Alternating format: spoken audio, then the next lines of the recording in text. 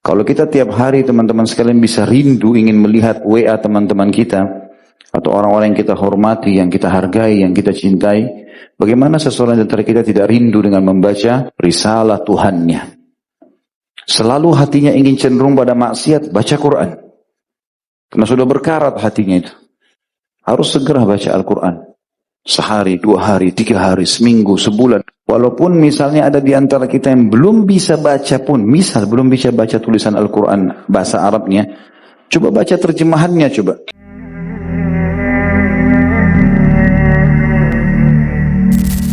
Ketiga, saudaraku seiman, semoga Allah berkahi, adab terhadap kalamullah atau Al-Quran Al-Karim. Banyak orang yang belum memahami tentang masalah kedudukan Al-Quran. Mereka hanya selalu menganggap Al-Quran adalah seperti karangan manusia biasa. Kalau kita Minhajul Muslim ini ya, kita sedang pakai sekarang, punya nilai di mata seseorang di antara kita karena bobot ilmu yang ada di dalamnya.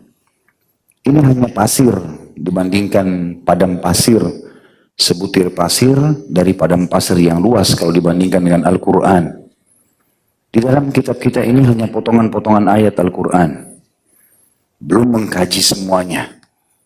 Maka Al-Quran yang selama ini kita selalu anggap remeh adalah padang pasir yang luas dibandingkan semua kitab-kitab agama. Tidak terkecuali. Sampai Imam Syafi'i rahimahullah. Imam Syafi'i hafal Al-Quran di luar kepala. Beliau ulama besar. Pada saat beliau keluar di masjidnya, beliau menemukan ada beberapa orang ulama Mesir pada saat itu.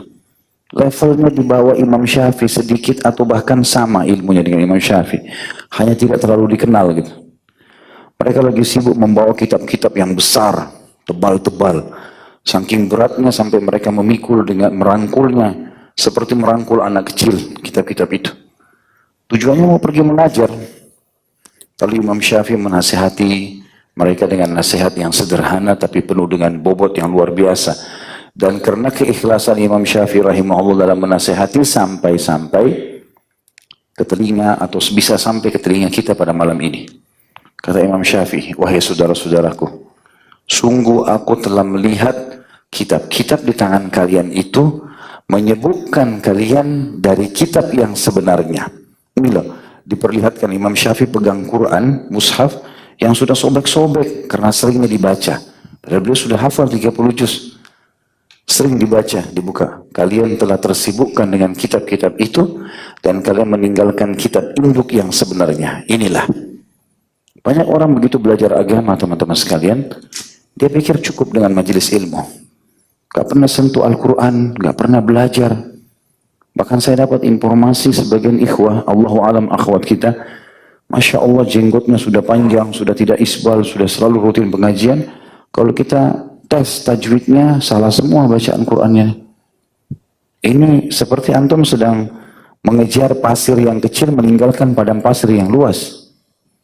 Mestinya Al-Quran menjadi skala prioritas. Harus belajar huruf hijaiyahnya, belajar bacaannya, karena itu lautan ilmu. Ulama salaf mengatakan Al-Quran adalah lautan ilmu. Siapa yang menyelam di dalamnya, maka dia akan terkagum-kagum dengan banyaknya informasi, ilmu pengetahuan, solusi-solusi dari masalah ya dalam kehidupan kita semuanya. Tidak ada kadaluarsa. Selalu kalau kita ulangin pun mengkhatamnya, mengulangi lagi, maka akan mendapatkan terus manfaat.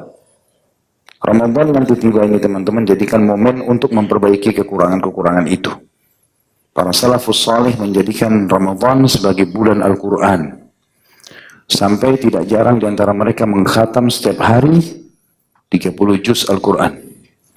Imam Syafi'i di bulan Ramadan mengkhatam 2 kali setiap hari. Jadi 1 bulan 60 kali mengkhatam Al-Quran, wahai hamba-hamba Allah. Antum berapa kali mengkhatam? Al-Baqarah aja kalau selesai sudah Masya Allah, Tabarakallah. Saya tidak menyinggung. Kalau ada yang tersinggung berarti tahu diri. Alhamdulillah. Pak Yoyo tadi langsung respon soalnya. Jangan begitu Ustadz katanya. Berarti dia sendiri kena anak panahnya ya. Karena banyak orang begitu teman-teman sekalian. Artinya gini, tuntut ilmu silahkan, bagus sekali. Tapi jangan lupa Al-Quran. Karena Al-Quran dilupain oleh banyak orang ini. Jilbabnya besar, pakai cadar, nggak bisa ngaji. Jenggotnya panjang, nggak bisa ngaji. Ini pengakuan banyak ikhwah di antara saya. Yang datang kepada saya mengatakan, Ustaz yang hadir di majelis taklim banyak. Kalau kita tes ngajinya nggak bisa huruf jaiyahnya salah. Hafalan Qurannya itu saja terus. Ya. Inna atayna wal asri wattini waz zaitun. Nah, kapan pindahin? Tuh ada masukan, semuanya kul-kul katanya. Artinya itu ayat suci Al-Quran. Tapi kenapa nggak tambah?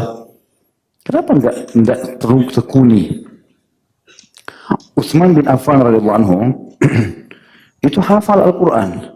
Tapi mushaf beliau sampai sobek-sobek karena seringnya dibaca terus. Makin kita baca, maka makin besar sekali responnya. Ya. Dan di akhirat nanti sudah kita pelajari dalam bahasan kita masalah surga dan neraka, pembaca Al-Quran. Belum kita bicara penghafalnya, baru pembacanya saja. Di hari kiamat nanti, Allah akan menyuruh dia membaca sebagaimana dia baca di dunia. Satu ayat, naik 1 derajat di surga. Sampai di Firdaus baru Allah bilang, cukup, berhenti. Kedudukanmu di akhir ayat yang kamu baca. Masuk surga Firdaus gara-gara sering membaca. Kalau masih ingat, Allahu a'lam antum ingat atau tidak, tapi yang jelas di dalam bahasan masalah surga juga pernah kita bahas. Siapa yang membaca 10 ayat Al-Quran sebelum tidur malam, dapat apa? Siapa yang tahu? Saya kasih buku. Dapat surga. Itu orang Makassar bilang kapau-pau. Jangan tersinggung akhirnya. Kita sudah belajar itu. Saya kasih 3 sekaligus buku. Biar bisa dapat pahala bagian ke tetangga. Hadisnya siapa yang membaca 10 ayat di malam hari, maka dia akan diberikan 1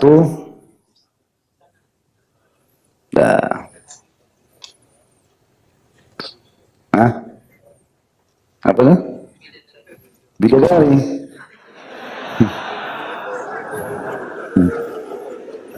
Pasti yang bicara bujang ini. Betul? Iya. Karena belum punya bidadari dunia. 1 kintar. 1 kintar kata Nabi SAW. Dan 1 kintar lebih baik daripada dunia dan seluruh isinya. Itu hadis pernah kita jelaskan. Rasulullah SAW bersabda, siapa yang membaca 10 ayat malam hari sebelum tidur, Allah akan berikan kepadanya 1 kintar. Dan 1 kintar, kata Nabi SAW, lebih baik daripada dunia dan seluruh isinya. Antum kalau kembali ke buku Rasulullah SAW cerita surga neraka, itu sudah kita bahas di bahasan masalah surga. Sayangnya antum tidak mau masuk surga. Lupa gimana caranya? Mau masuk rumah lupa kunci, nggak bisa masuk kan?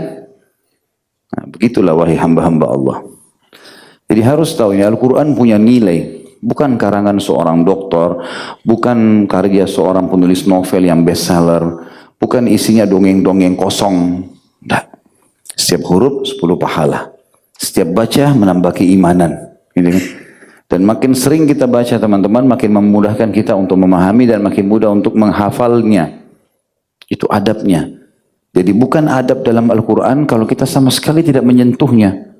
Tidak tahu apa isinya. Bahkan nama-nama surah atau mungkin surah yang kita baca dalam sholat kita nggak tahu apa artinya. Ini harus ada adabnya. Kemas itu teman-teman sekalian. Jadikan dia sebagai program dasar kita. Utsman bin Affan mengkhatam 30 juz Al-Quran di rakaat terakhir witir. Yang biasa antum baca Qul Huwallahu Ahad. Itu oleh Utsman dibaca 30 juz Al-Quran. Jadi baca, dan kalau kita tanya kok bisa? Ya Allah berkahi. Asal orang itu membiasakan diri, Allah akan berkahi. Jadi komitmen sekarang tidak ada hari tanpa membaca minimal 10 janji ya. Ya Allah saksikan. Kan Rasulullah SAW gitu kalau sampaikan, Allahumma syahad, ya Allah saksikan sudah janji depan saya. Pernah kan ada yang jamaah bilang, Pertanyaan, Ustaz, perhatikan wajah-wajah kami supaya kalau antum masuk surga bisa ngajak kami kalau nggak ada gitu. Ana mau ajak saja yang memang janji mau baca Quran. Kalau masuk surga insya Allah. Ya. Gak ada susahnya baca Quran 10 ayat. Ya. Jadi baca saja. Tadabburi isinya. Itu dapat 1 kintor dan itu luar biasa. Itu mulai dari situ. Jadi punya nilai. Quran kita yang biasa kita kantongi sampai sobek nggak apa-apa. Ganti yang baru. Yang penting terbiasa membacanya dulu. Bisa ini? Alhamdulillah. Ya Allah saksikan ya Allah. Pasal ketiga. Kata Syekh Abu Bakar rahimahullah, adab terhadap kalam Allah yang maha suci dan maha tinggi, Al-Quran Al-Karim. Al-Quran, kata-kata Quran diambil dari kata-kata qara'a yaqra'u yang berarti sesuatu yang harus dibaca. Qur'anan artinya wajib dibaca. Wajib bukan pilihan. Ya, bacaan yang wajib dibaca.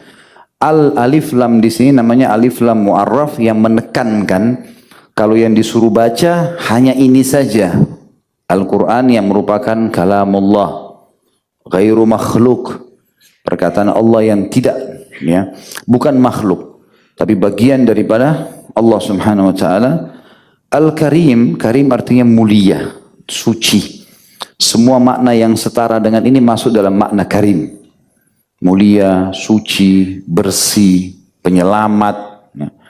Sama tadi alif lam ini juga menekankan tentang poin-poin tadi. Seorang muslim beriman terhadap kemahasucian kalam Allah Ta'ala, Allah yang maha tinggi, kemuliaannya dan keutamaannya atas segala perkataan. Harus antum dahulukan dari semuanya. Kalau kita tiap hari teman-teman sekalian bisa rindu ingin melihat WA teman-teman kita atau orang-orang yang kita hormati, yang kita hargai, yang kita cintai, bagaimana seseorang di antara kita tidak rindu dengan membaca risalah Tuhannya? Sebelum buka WA, buka dulu program HP-nya. Baca Al-Quran. Berapa ayat saja?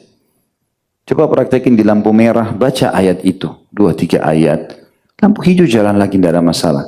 Buka lagi di lampu merah yang depan, baca 10 ayat. Yang penting 10 ayat per hari, itu minimal.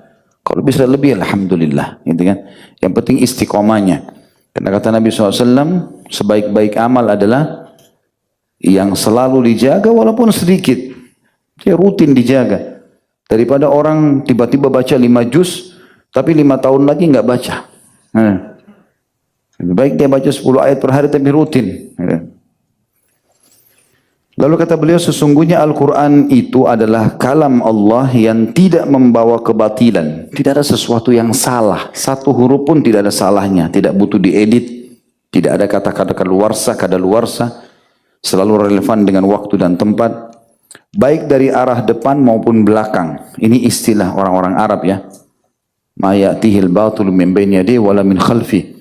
Maksudnya adalah tidak akan mungkin orang-orang masa lalu ataupun masa depan mencari kesalahannya Al-Quran. Mereka tidak akan temukan. Barang siapa yang berkata dengannya, menggunakan dengan lisannya, niscaya dia benar. Dan barang siapa yang berhukum dengannya, niscaya ia akan adil. Ahli Al-Quran yang suka membaca, menghafal, mentadaburinya adalah ahli Allah atau wali-wali Allah. Dan manusia pilihannya. Teman-teman, kalau kita dipilih oleh seseorang yang kita hormati, jadi kita selalu ditelepon, dicari tahu beritanya, pasti kita bangga. Apalagi orang itu punya kedudukan. Bagaimana dengan seseorang menjadi terdekatnya sang pencipta Allah? Caranya sederhana. Dekatkan diri dengan kitabnya. Sering membaca berarti sering komunikasi dengannya. Orang yang berpegang teguh dengannya, berpegang teguh dengan isi-isi Al-Quran, niscaya akan selamat dan beruntung. Sedangkan orang yang berpaling darinya, niscaya akan binasa dan rugi.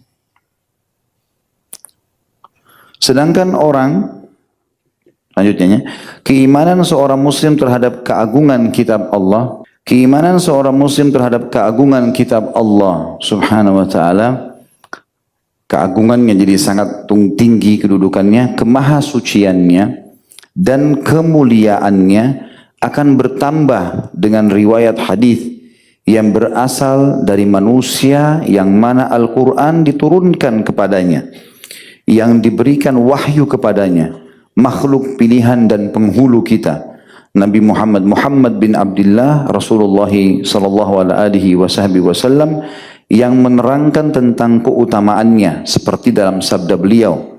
Hadis riwayat Imam Muslim nomor 804. Rasulullah SAW bersabda, "Iqra'ul Qur'an fa innahu yaji'u yaumal qiyamati syafi'an li sahibihi." Bacalah selalu Al-Quran, karena sesungguhnya ia nanti pada hari kiamat akan datang sebagai pemberi syafaat kepada ahlinya, atau pembaca atau penghafal Al-Quran. Jadi dia akan menolong kita pada hari kiamat. Juga dalam hadis yang sudah masyhur riwayat Bukhari nomor 5027, Rasulullah SAW bersabda, "Khairukum man ta'allamal Qur'ana wa 'allamah." Sebaik-baik kalian, yang paling pantas untuk dijadikan teman, suri tauladan, contoh, ya, menikah dengannya adalah orang-orang yang mempelajari Al-Quran dan mengajarkannya. Juga dalam hadis yang lain, Rasulullah SAW bersabda, riwayat Nasai, Ibnu Majah dan Hakim meriwayatkan dengan sanad hasan. Rasulullah SAW bersabda, "Ahlul Qur'ani ahlullahi wa khassatuhu." Ahli Al-Quran adalah orang-orang yang dekat dengan Allah dan orang-orang kepercayaannya. Hadis yang selanjutnya adalah hadis yang diriwayatkan Baihaqi dalam Syu'abil Iman.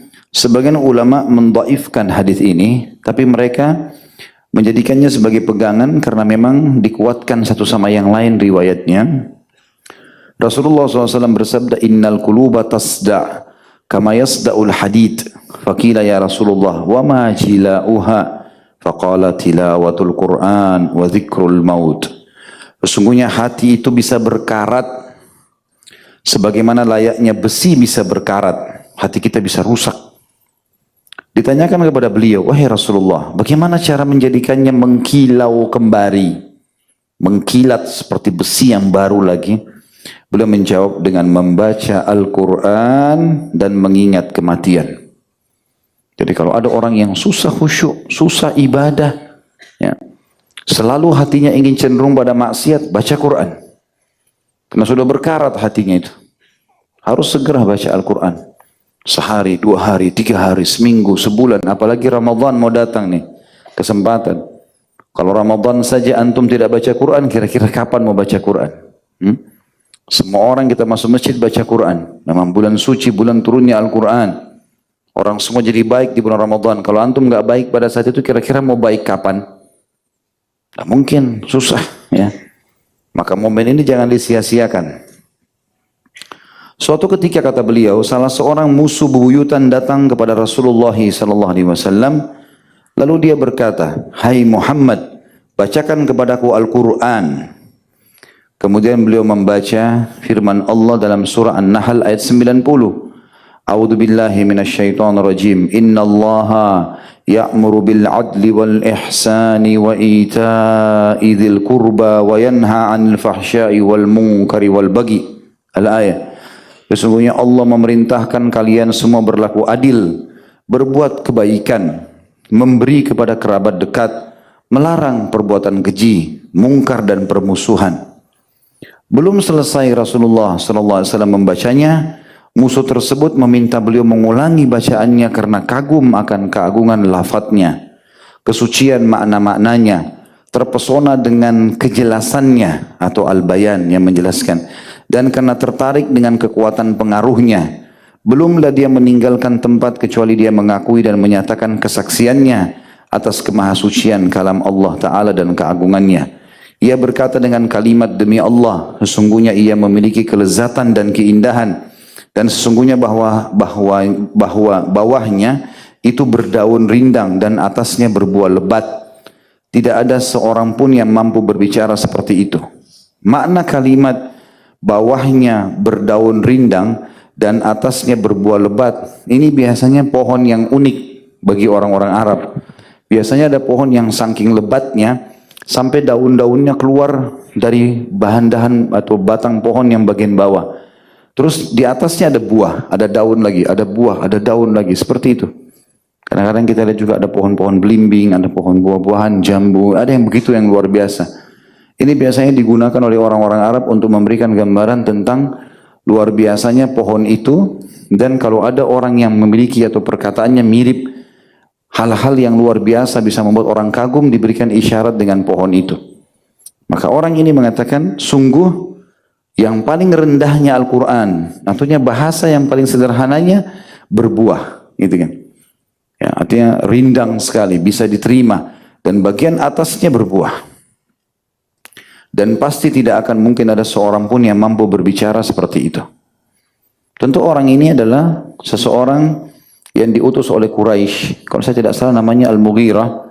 Dia diutus oleh Quraisy untuk berdebat dengan Nabi SAW. Maka Nabi SAW membacakan padanya ayat ini. Dan dia pulang ke kaumnya lalu mengajak mereka masuk Islam gara-gara kekagumannya pada kalimat Al-Quran ini.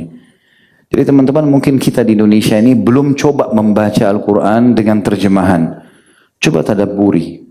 Maknanya luar biasa itu sebenarnya. Padat sekali itu. Padat sekali, gitu kan. Walaupun misalnya ada di antara kita yang belum bisa baca pun, misal belum bisa baca tulisan Al-Quran bahasa Arabnya, coba baca terjemahannya, coba. Coba baca terjemahannya. Mungkin kalau mulai dari surah yang pertama agak panjang, mulai dari juz 30 nggak apa-apa. Minimal tahu terjemahannya apa yang Allah sedang sampaikan. Karena orang kalau ngerti artinya akan keadaan kita seperti orang Quraisy yang mengerti bahasa Arab dalam bahasa mereka dan mereka jadi tahu akhirnya. Oleh karena itu,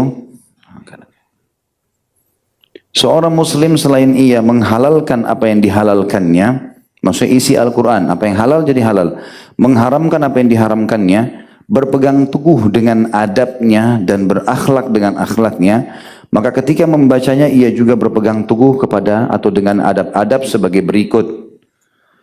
Yang pertama, membacanya dalam keadaan dan kondisi yang paling sempurna, yaitu suci, menghadap kiblat, duduk dengan sopan, dan penuh dengan ketenangan jiwa. Itu yang pertama. Yang kedua, tentu di sini ulama mengatakan suci artinya berwudu ya. Kecuali saya pernah jelaskan kalau Al-Quran itu yang sedang kita baca bukan mushaf, bukan fisik. Kalau ini misalnya 30 juz semuanya Al-Quran, tidak ada tambahan apa-apa, namanya mushaf kalau dalam bentuk kertas atau daun atau kulit ya. Tapi kalau di dalam HP kita itu bukan mushaf namanya, program Quran. Makanya biar kita bawa HP kita ke dalam kamar mandi nggak ada masalah, walaupun dalamnya ada program Al-Quran. Karena dia bukan Al-Quran, tapi nggak bisa kita masuk ke PC, bawa fisik mushaf, kertasnya nggak boleh. Karena ini dikenal Al-Quran, itu dikenal HP. Ya. Makanya wanita haid dan nifas junub nggak boleh sentuh ini, tapi boleh sentuh HP. Alhamdulillah ulama mengatakan sekarang sudah dimudahkan oleh Allah. Dulu wanita haid dan nifas tidak bisa sentuh Al-Quran. Sekarang sudah bisa sentuh dari program-program yang ada kan. Sekarang juga di internet bisa dilihat, di YouTube bisa dinonton, di segala macam program bisa dibaca. Jadi sudah tidak ada alasan untuk tidak membaca Al-Quran. Dianjurkan kalaupun ada orang yang punya uzur kayak haid, nifas, ya, dia harus menyentuh fisik HP dia untuk baca Al-Quran. Karena kan dia tidak mungkin tinggalkan itu, maka tetap adabnya dia berwudu dulu, walaupun dia haid dan nifas. Tapi kalau junub nggak boleh. Junub nggak boleh. Junub nggak boleh sentuh sama sekali. Al-Quran ya, kalau HP berbeda. Sekali lagi. Yang kedua, membacanya dengan tartil atau perlahan-lahan dan tidak tergesa-gesa. Tidak membaca atau mengkhatamnya dalam waktu kurang dari 3 malam.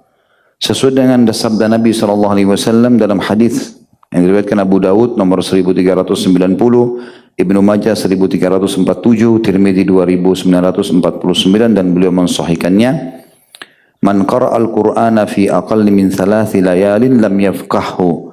Barang siapa yang membaca Al-Quran dalam waktu kurang dari 3 malam, niscaya dia tidak memahami makna-maknanya. Di sini Ibnu Rajab rahimahullah menanggapi hadis ini, mengatakan yang dimaksud oleh sabda Nabi SAW ini kalau orang jadikan rutinitas. Ya, rutinitasnya dia menjadikan selalu mengkhatam Al-Quran, buru-buru membacanya, sehingga setiap hari dia mengkhatamnya. tanpa memahami kandungan makna. Karena sabda Nabi SAW tidak memahami makna-maknanya, artinya orang itu kalau tidak mengerti. Jadi ini tidak bentrok dengan perilaku Utsman bin Affan, perilaku Imam Syafi'i, perilaku banyak sahabat dan tabi'in yang saleh yang mereka apalagi di Ramadan. Mereka enggak jadikan setiap hari begitu, tiap hari mengkhatamnya, tapi di waktu-waktu dan tempat tertentu mereka fokus untuk itu. Seperti Ramadan, di malam Lailatul Qadar, ya. Itu mereka mengkhatam Al-Quran. Satu malam pun mereka membacanya. Gitu kan. Jadi ini perlu difahami hadis ini. Ibnu Rajab mengatakan hanya berlaku bagi orang yang menjadikan rutinitas dan tidak mengerti artinya. Dia selalu mengkhatam kurang dari 3 malam, kemudian tidak menghafal atau tidak mengetahui maknanya. Tapi kalau orang mengetahui maknanya dan bukan sebagai sebuah rutinitasnya, artinya dia mengkhatamnya hari ini sehari mungkin 30 juz, mungkin seminggu lagi baru dia mengkhatamnya sebagaimana perilaku Utsman bin Affan radhiyallahu anhu yang selalu mengkhatam ya di sholat witirnya atau kebanyakan di sholat witirnya mengkhatam itu. Itu maknanya daripada hadis ini. Rasulullah SAW memerintahkan Abdullah bin Amr radhiyallahu anhuma untuk mengkhatam Al-Quran dalam waktu 7 hari sekali. Sebagaimana pula Abdullah bin Mas'ud, Utsman bin Affan, Zaid bin Thabit radhiyallahu anhu mengkhatamnya setiap sepekan sekali. Artinya yang umumnya. Tapi di waktu-waktu tertentu kayak Ramadan itu beliau mengkhatam setiap harinya. Yang ketiga, khusyuk ketika membacanya. Menampakkan kesedihan, menangis, atau berusaha menangis jika tidak bisa menangis. Artinya kalau kita baca tentang neraka, tentang kuburan, umat-umat dari siksa sebelum kita, Rasulullah SAW memerintahkan itu. Di dalam hadis riwayat Ibnu Majah, nomor 1337 dengan isnad yang jayyid atau bagus ya. Utlul Qur'ana wabku fa in lam tabku fatabakau. Bacalah Al-Quran dan menangislah. Jika kalian tidak bisa maka berusahalah untuk menangis. Kita baca terjemahannya, baca makna-maknanya ya. Yang keempat, memperindah atau memperbagus suara ketika membacanya. Rasulullah SAW bersabda di dalam hadis riwayat Imam Ahmad nomor 18.024, Ibnu Majah 1342, An-Nasa'i 1015, Al-Hakim 761. Zayyinul Qur'ana bi aswatikum. Hiasilah Al-Quran dengan suara-suara kalian. Jadi dia berusaha untuk belajar. 1 hari, 2 hari, apalagi kalau ada teman-teman kita yang sudah hafal Quran, suaranya bagus, belajar dari mereka. Belajar. Ya. Saya sarankan imam kita bisa buka kelas, Masya Allah, untuk tahfidz Quran. Saya yakin di sini banyak ikhwah yang mau belajar. Ya. Benar nggak? Betul ya, daftar. Dan cuma ngomong iya. Langsung daftar. Nah. Ya Allah saksikan. Sabtu pagi jam berapa? Hah? Istana Quran jam 8 pagi hari Sabtu. Di sini? Di sini. Sudah pakai bahasa Indonesia ya? Datang, hadiri Sabtu pagi. Tinggalin futsal dulu. Nah. Tidak usah dulu jogging pagi hari. Quran duluan. Bisa? Apalagi Ramadan ya. Bagus sekali sebenarnya. Dalam sabda Nabi SAW yang lain adalah hadis Bukhari Muslim dan ini riwayat Imam Bukhari nomor 7527. Laisa minna man lam yataganna bil Quran. Bukanlah termasuk golongan kami orang yang tidak melakukan atau memperindah bacaan Al-Quran. Tentu ini teman-teman semampunya ya. Semampunya. Tapi seringnya kita mendengar tilawah-tilawah. Akhirnya kita bisa mengikuti lantunan-lantunan suara itu. Juga sabda Nabi SAW di dalam hadis riwayat Bukhari nomor 5024, Imam Muslim nomor 792, ma adzina Allahu li syai'in ma adzina li nabiyyin yataganna bil Qur'an. Allah tidak mendengarkan sesuatu, mendengarkan sesuatu sebagaimana dia mendengarkan nabinya melakukan Al-Quran. Maksudnya adalah Allah SWT tidak mengizinkan nabi-nabi untuk memperindah suara, melainkan untuk Al-Quran saja. Yang kelima, menyembunyikan bacaannya jika khawatir timbul riya atau sum'ah di dalam dirinya. Kalau riya memperindah ibadah untuk makhluk. Kalau sum'ah ini hanya untuk dipuji-puji. Ya. Jadi peka sekali perbedaannya memang sebenarnya. Tapi riya sengaja dia perindah. Kalau sum'ah sengaja dia memamernya. Ya. Sengaja dia menceritakan perbuatannya. Menyembunyikan bacaannya jika khawatir timbul riya atau sum'ah dalam dirinya atau khawatir mengganggu orang yang sedang sholat.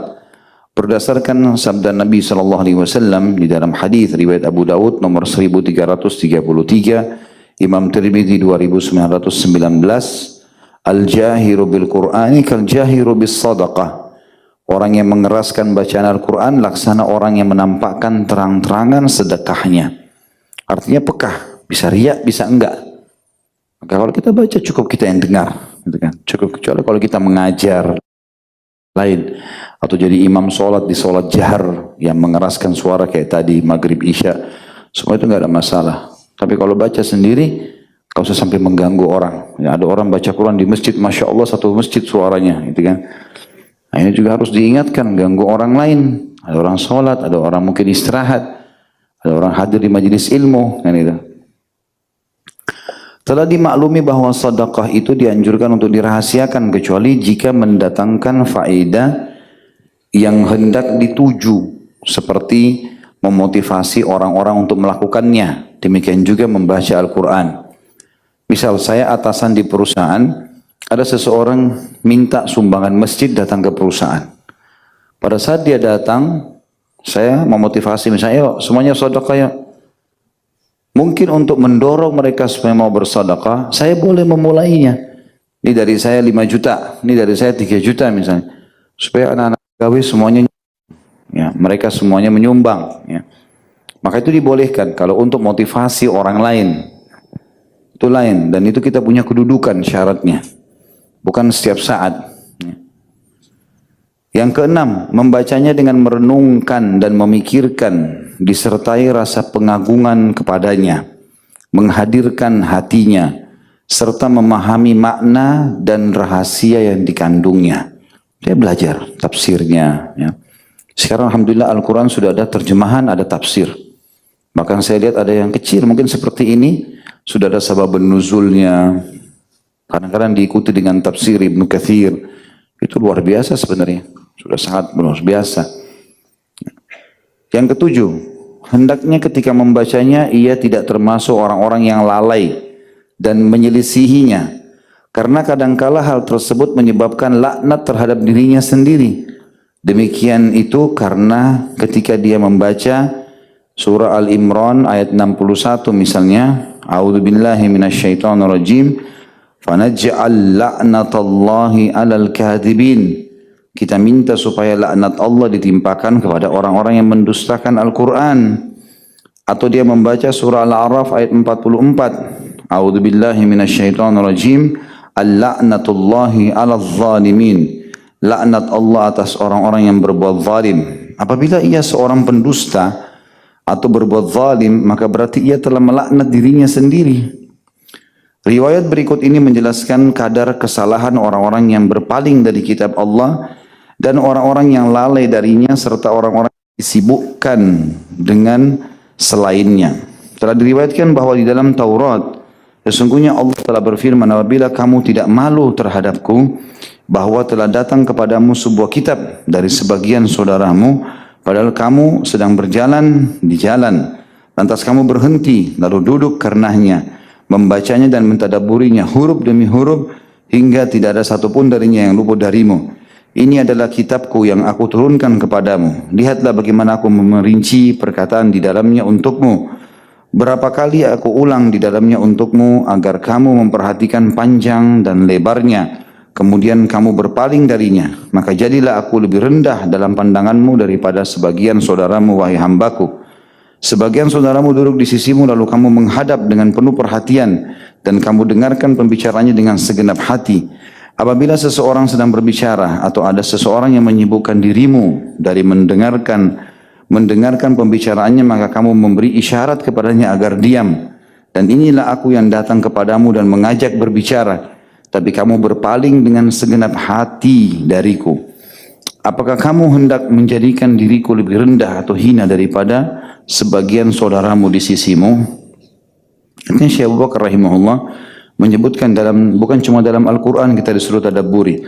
Memang semua kitab-kitab Nabi sebelum kita memang sudah disuruh juga tadabburi. Di antaranya firman Allah ini turun kepada para pengikutnya Musa alaihissalam, yang dianggap ayat ini masih ayat asli dari Taurat.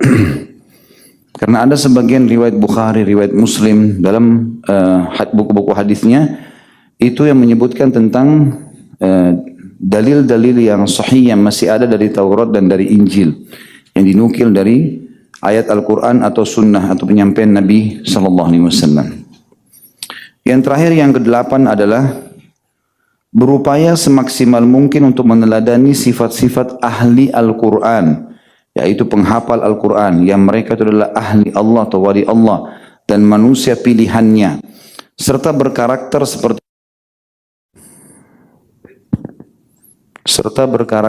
seperti karakter mereka.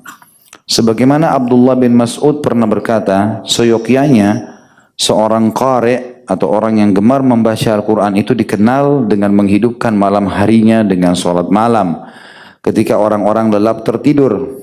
Jadi kalau orang menghafal Al-Quran itu umumnya pasti begitu. Dia akan bangun tengah malam, dia akan sholat karena dia akan ulangin hafalannya. Setiap orang mestinya bisa berakhlak seperti akhlak para penghafal Al-Quran ini. Menyemarakkan siang harinya dengan puasa ketika manusia asyik makan dan minum. Menghiasi hari-harinya dengan ratapan tangisnya ketika manusia larut dalam canda dan tawa. Dengan kewaraannya, wara itu adalah kesucian hubungan sama Allah. Ketika manusia mencampurkan antara yang hak dengan yang batil dan yang haram dengan yang halal, dengan diamnya ketika manusia tenggelam berbincang-bincang, dengan kehusyuannya di dalam sholat ketika manusia merusaknya, dan dengan kesedihannya ketika manusia bergembira ria. Muhammad bin Ka'ab berkata, dahulu kami mengenal qari Al-Quran itu pucat warna kulit mukanya, yang menunjukkan seringnya begadang malam dan panjang tahajudnya. Wahib bin Ward berkata, pernah dikatakan kepada seseorang, mengapa kamu tidak tidur? Ia menjawab, sesungguhnya keajaiban-keajaiban Al-Quran telah menyirnakan tidurku. Zannun pernah bersenandung. Al-Quran dengan janji dan ancamannya telah menghalangi biji mata dengan malam harinya. Ia tidak tidur di malam hari. Mereka memahami perkataan Raja yang Maha Agung dengan pemahaman yang membuat leher mereka hina dan dina, maksudnya tunduk patuh kepadanya. Kesimpulan teman-teman sekalian adalah Al-Quran harusnya dibaca, dipelajari, direnungi, diikuti makna-maknanya, ya, sehingga memang kita bisa menjadi orang-orang yang dekat dengan Sang Pencipta Allah Subhanahu wa Ta'ala. Ini harus dimulai teman-teman sekalian dan tidak boleh di masa bodohi. Baik, kita berdoa kepada Allah Subhanahu wa Ta'ala, semoga majelis kita diberkahi olehnya dan dijadikan sebagai tambahan amal kita pada hari kiamat. Juga seluruh dosa yang pernah kita kerjakan teman-teman sekalian, semoga dengan kemahamurahan Allah diganti menjadi pahala. Juga kedua orang tua kita, seluruh kerabat kita, dan orang-orang yang kita cintai dan kita kenali. Dan juga kita berharap agar semua yang sakit disembuhkan penyakitnya, terlilit utang dilunasi utangnya, yang belum dapat hidayah dimudahkan dapat hidayah, dan juga yang belum berumah tangga dimudahkan mendapatkan jodoh yang baik, yang belum punya keturunan diberikan keturunan yang baik, yang soleh dan solehah. Siapapun di antara kita yang hadir di sini menghadapi masalah apapun, maka dengan kemahamuran Allah diangkat dan diganti menjadi kebahagiaan dan ketentraman. Dan semoga Allah tutup hidup kita semua dengan husnul khatimah, mati yang terbaik yang diridhoi oleh Allah Subhanahu wa Ta'ala.